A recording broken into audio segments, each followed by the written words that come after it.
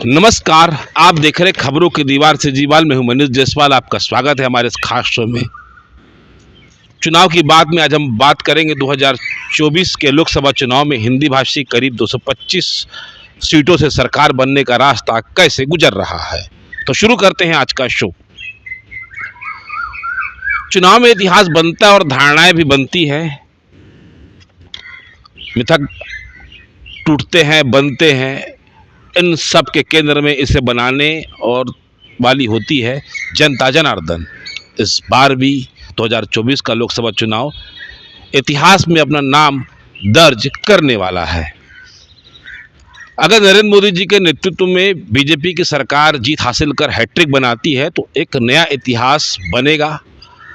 नरेंद्र मोदी देश के ऐसे पहले गैर कांग्रेसी नेता होंगे जो लगातार 3 बार प्रधानमंत्री पद के लिए चुने जाएंगे। लेकिन अगर जनता ने मन बदला और चुनाव के नतीजे बीजेपी के खिलाफ गए तब भी एक नया इतिहास बनेगा।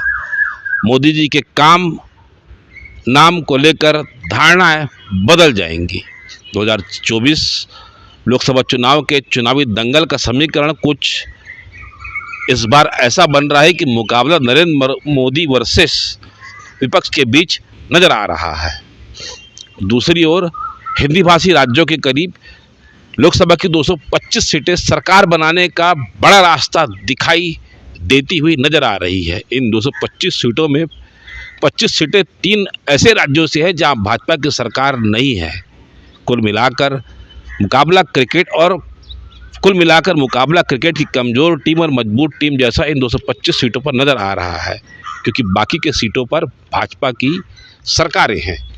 एक आम से राजनीतिक नज़रिए से देखा जाए तो इस बार राष्ट्रीय स्तर पर एनडीए बनाम इंडिया गठबंधन आमने सामने है। लेकिन इंडिया गठबंधन में कई राज्यों में चुनावी एकता नहीं है।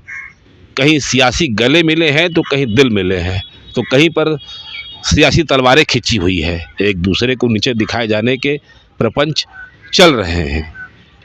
इन सब के बीच प्रधानमंत्री नरेंद्र मोदी ने आचार संहिता लगने के पहले ही कह दिया था कि इस बार लोकसभा चुनाव में बीजेपी को 270 प्लस और एनडीए के सहयोगी दलों को लगभग 400 प्लस की सीटें मिलेगी। मतलब 30 सीटों से अधिक सीटें उनके सहयोगी के खाते में आने वाली है। आज हम जिन 225 सीटों की बात कर रहे हैं उसमें एनडीए है, जिसमें मुख्य रूप में लीड कर रही है बीजेपी, और बिहार से जेडीयू, लोक जनशक्ति पार्टी और हम है। वहीं 80 लोकसभा सीटों वाले उत्तर प्रदेश में अपना दल सोनेवाल है, आरएलडी है। इसके साथ बीजेपी ने गठबंधन किया है और इनके खिलाफ चुनाव में है इंडिया गठबंधन, जिसमें कांग्रेस लीड कर रही है, जिसमें समाजवादी पार्टी, राष्ट्रीय जनता दल, आम आदमी पार्टी, झारखंड मुक्ति मोर्चा, सीपीआई समेत कई पार्टियां एकजुट हुई हैं। इधर बहुजन समाजवादी पार्टी अपनी विचारधारा को लेकर इस चुनावी समर में अकेले लड़ रही है। इसका हिंदी भाषी पट्टी के विधानसभा और लोकसभा में सीधा दखल है। कई जगहों पर यह पार्टी समीकरण बनाती और बिगाड़ती भी है।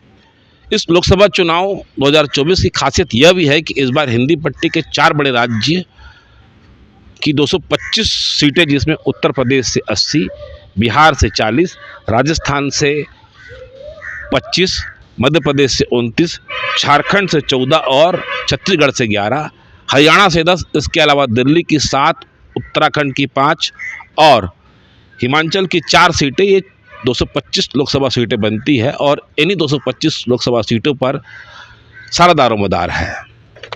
इस बार कांग्रेस पार्टी 2024 का जो विधानसभा चुनाव है उसमें अपने अस्तित्व की लड़ाई लड़ रही है। इन हिंदी पट्टी राज्यों में कांग्रेस की जमीनी पकड़ बहुत मजबूत है। उत्तर प्रदेश, बिहार को छोड़ दिया जाए तो बाकी की सीटों पर यह दूसरे नंबर पर कांग्रेस ही है, कहीं कहीं पहले पर भी है।